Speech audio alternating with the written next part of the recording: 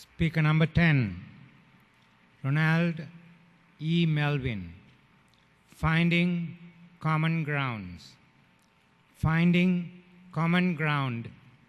Ronald E. Melvin.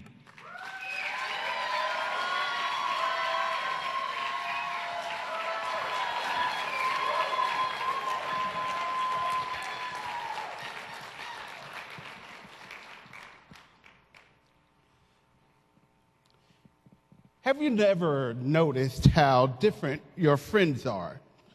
Like these ropes. But you don't see them as being different. You see them as being the same. The reason for that is because your friendship is based on common ground. Contest chair. Toastmasters and distinguished guests, I have 3 stories for you this evening.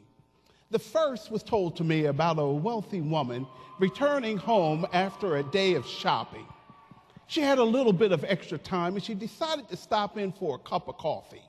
She went into the cafe and placed her bags in the booth. She went up to the counter for the coffee. Pie. So she grabbed a piece and placed it on her table. Eating utensils. Went up to get them, but on her way back, she saw a scruffy man sitting at the table about to eat her pie. Well, she went in and sat in that booth in front of him and snatched that pie. He snatched it back. She snatched it again. He snatched it and ate a piece. She snatched it and ate a piece. And they went back and forth until there was no pie. He looked at her, picked up the cream. She nodded. He added it, picked up the sugar, 2 fingers, stirred it, and pushed the coffee toward her. She took a sip, pushed it to him. They did this until the coffee was gone. Now it's time for her to get to the train, so she grabbed her purse, and out the door she went. Getting to the train station, her bags! She rushed back to the cafe. The man was gone. She went, there's my bags. She went to pick them up, and there was a cup of coffee and a piece of pie. She had sat at the wrong table. She was embarrassed, but she smiled because she had found common ground. I'm from Minnesota. There's some of you out there thinking, I didn't know there was black folks in Minnesota. But there aren't. I left. Really, that's not true. That's not true. You see, I set that up for this next story. You see, ZZ Top was coming to Minneapolis. I lived 100 miles away, and I wanted to see them. They're a Texas blues band. I arrived and found my seat on the left-hand side of the stage, in the middle, about 7 rows up. Sitting there, I looked around that stadium, and I did not see a person of color anywhere. Maybe they were behind me. No. So what? Well, it filled up, and I heard the announcer say, there are 33,000 people in the auditorium. I said, yeah, 33,000 plus me.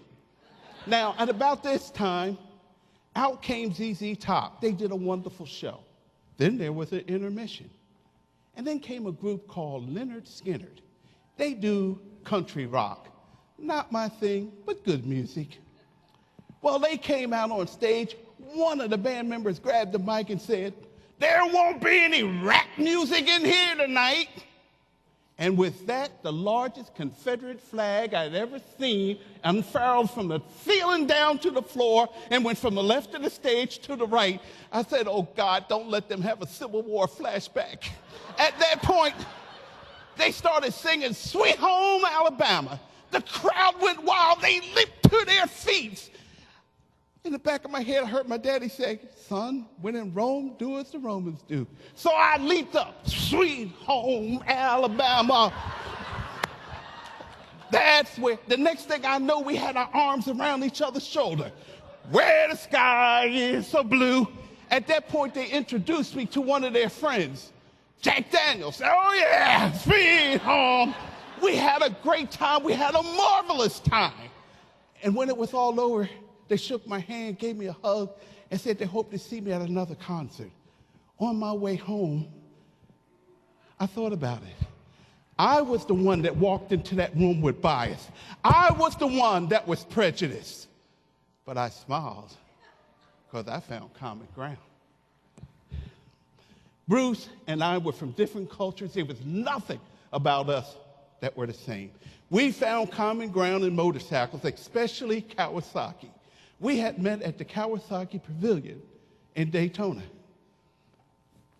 From then on, we always rode around together on the weekends.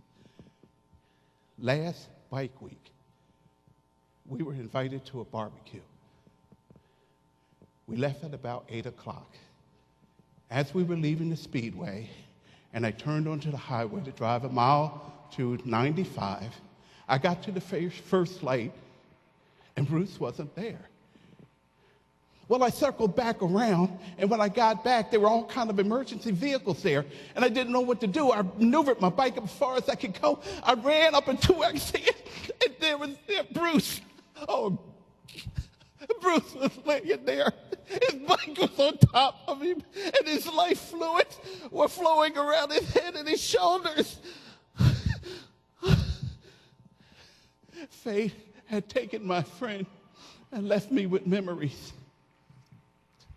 I went home, and I told my friends on Facebook.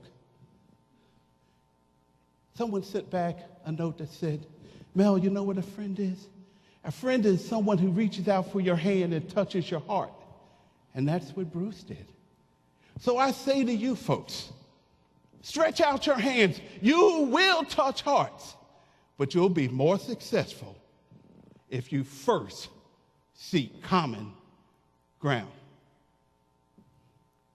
Contest chair.